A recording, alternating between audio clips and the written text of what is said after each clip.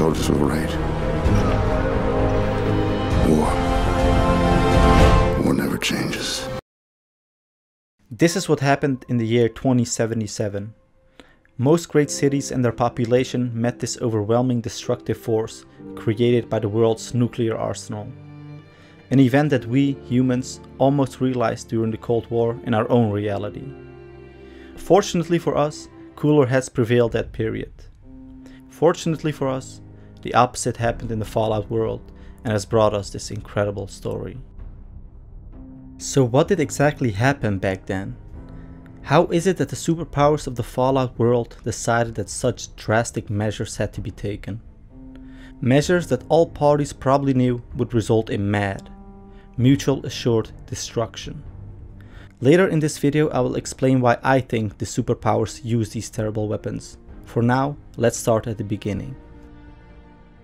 The Great War, together with several other global conflicts and events, are collectively called the Resource Wars. War events that spanned a time period of 25 years, starting in 2052 with the war between the European Commonwealth and the Middle East over the rising oil prices.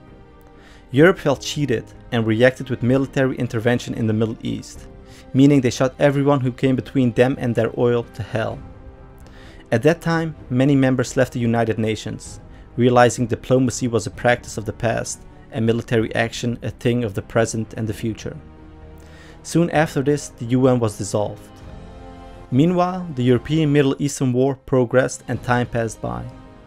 8 years later, in 2060, both parties knew that there were no winners in this conflict, only losers. The oil fields had run dry, and with it the reason to fight on disappeared. Due to the heavy toll they had paid for the war, both regions were eventually depleted of their major resources and began to crumble as a civilized society. During this war, in 2054, the United States initiates Project Safe House, the construction of the vaults. I will do a separate video about the story behind the vaults, so subscribe if you're interested in that. At the end of the European Middle Eastern War, the US realizes that a war for resources can be soon upon them, and tries protecting its oil by fortifying Alaska, to the dissatisfaction of their Canadian neighbor. 7 years later, the talks between China and the US regarding fossil resources end badly, after which China decides to take the American oil by force by invading and taking Alaska. At the Alaskan front, the heaviest fighting of the entire Sino-American War takes place. It is here where the US deployed their newest weapon, not just a suit, but a fully motorized man vehicle, the T-45D power armor. For the war effort, the US needs to use Canadian land and airspace. However, the Canadians won't let them at first, but eventually back down. 5 years later, after some incidents with Canadian protesters, Canada is fully and officially annexed by the United States. Meanwhile, the war with China is raging on, with the Chinese using biological weapons more frequently. This prompts the US to start the PVP, the Pan-Immunity Variant Project, a project that would eventually lead to the discovery of the FEV. The US also extend the war into mainland China and their annexed regions, starting the Yangtze and Kobe campaign. In 2075, Canada accepts its annexation by the United States, and protesting Canadians are killed on sight. A year later, the T-51B power armor is created and deployed in China, which proves highly effective against the Chinese and tips the scales in favor of the US troops.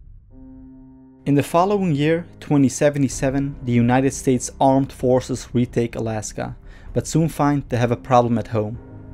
The US population is dealing with food scarcity and energy resources that are depleted.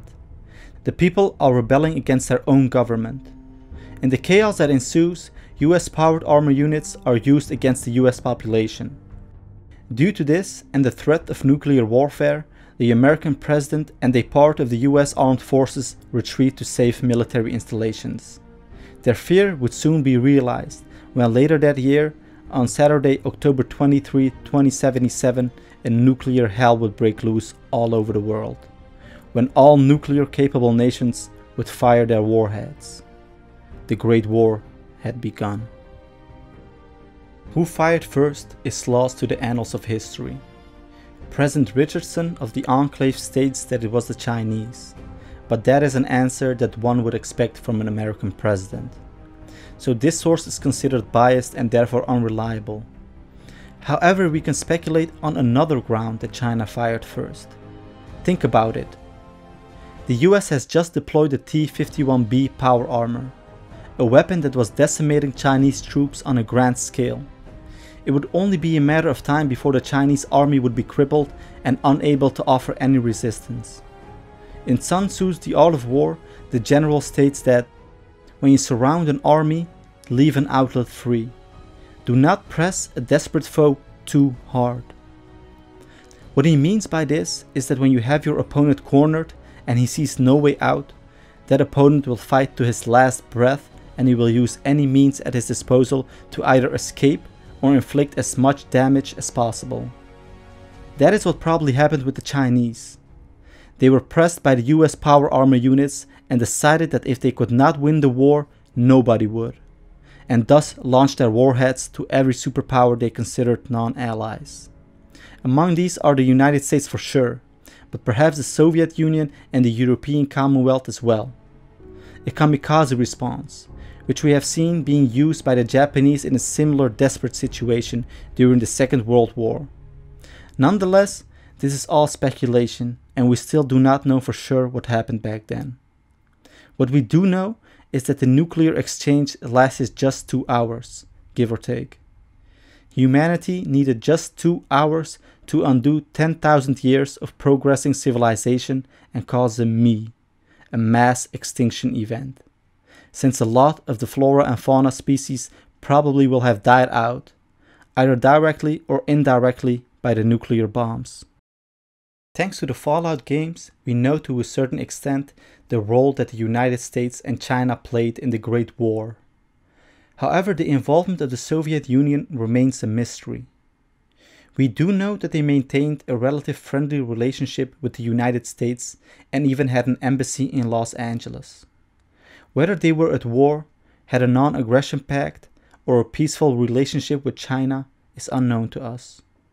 But we do know that they fired their nuclear warheads. But towards whom? Potentially to China, but without proof we can only guess, for the time being. Unveiling sci-fi background and lore stories in my videos is the main purpose of this channel. If you like this type of content, subscribe to the channel and be entertained by the stories to come. Thanks for watching this video, and until next time.